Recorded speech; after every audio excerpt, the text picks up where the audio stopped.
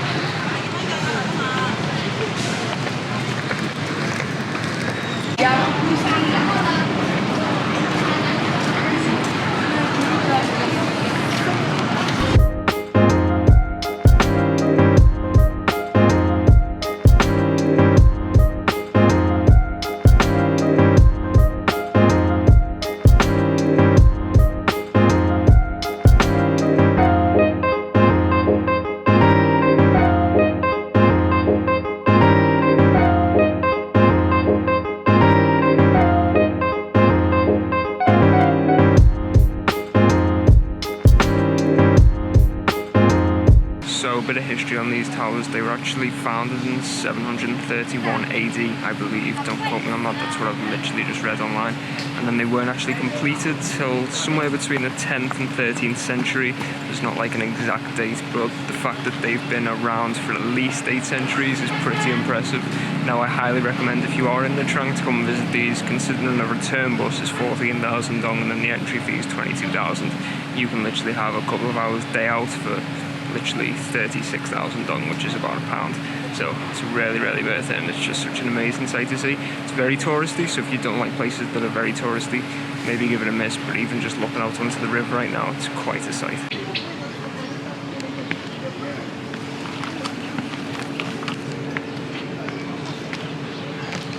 So whilst I found somewhere quite quiet here and amidst all of the hecticness and chaos and touristy vibes, I thought I'd discuss how to avoid scams. They're not so much scams, just things that you commonly come across whilst here in Vietnam. Side note, I am absolutely sweating, which is kind of good because it does mean I am back to my normal self, because the other day when I was ill, I literally couldn't sweat, and regardless of my temperature, the temperature outside, I just couldn't sweat, and that obviously affects your body temperature. But going back to what I was saying, so there's a couple of I'm going to call them scams for the sake of the video. The first one being people trying to either sell you a motorbike or a tour, and even if it's a motorbike it ends up being a tour, and they'll even produce this little booklet of all the recommendations of the countries that you're from. So if you say you're from England, they'll produce this booklet of people from England who have given them recommendations. Whether they're real or not is a different question, but regardless of whether you tell them that you are not interested, they will persist. So the best way to actually get around it, I have now perfected this, is basically say, when they start telling you about the things that they will show you,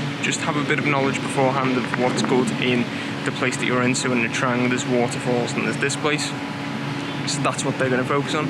Just tell them you've already been to the waterfalls, you've already been to all the pagodas, and then they'll get a bit less interested. They'll still try and persist and try and sell you something else, and then they'll actually ask you how long you're in Trang, Monet, Hue, wherever you are. They'll ask you how long you're there for, and just simply say you are leaving later that day, because chances are these cities are massive. Everywhere in Vietnam is massive. There's a huge population everywhere. You will never bump into them again.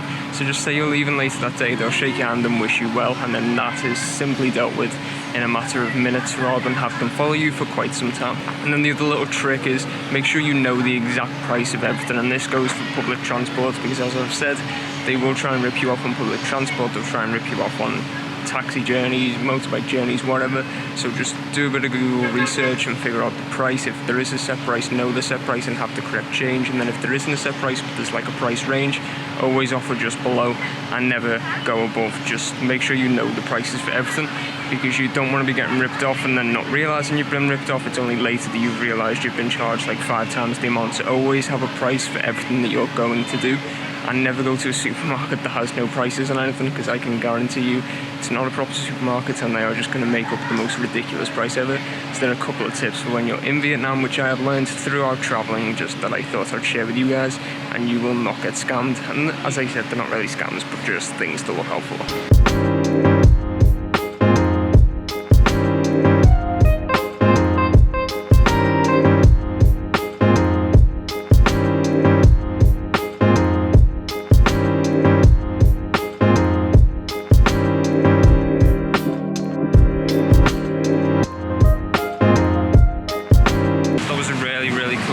To do in the Trang. I'll give yourself a couple of hours if you are planning on coming to see it, and as I said, do be aware it is complete tourist trap. It's just full of tourists, but it's still really cool nevertheless. And once again, let's take a look at this view.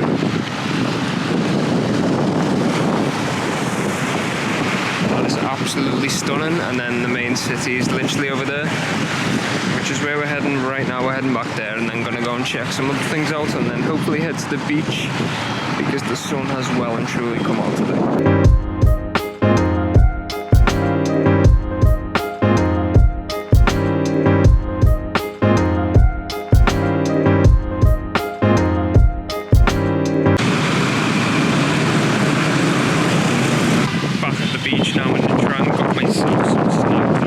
Enjoy the sun in front of me while I breathe before carrying on with the rest of the day.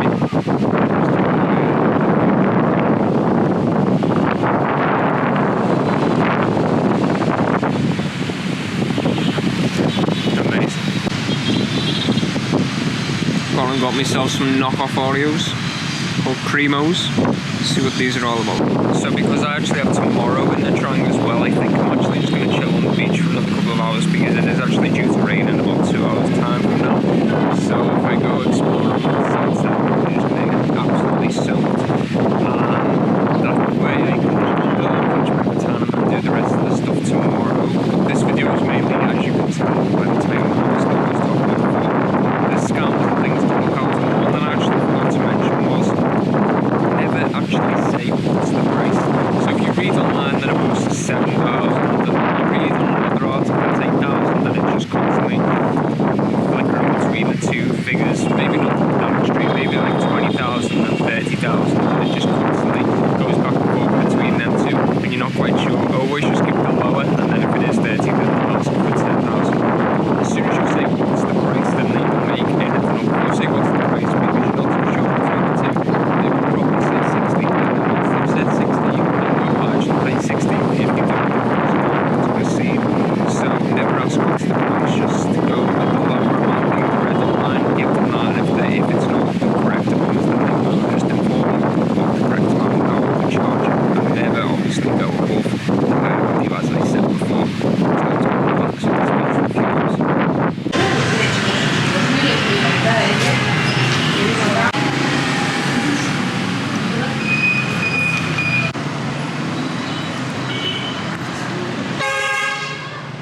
So as I mentioned before, I actually just spent the rest of the afternoon chilling out on the beach. It didn't actually rain, it looked like it was going to at one point though, and then obviously you've just seen the meal I had, which was very, very nice.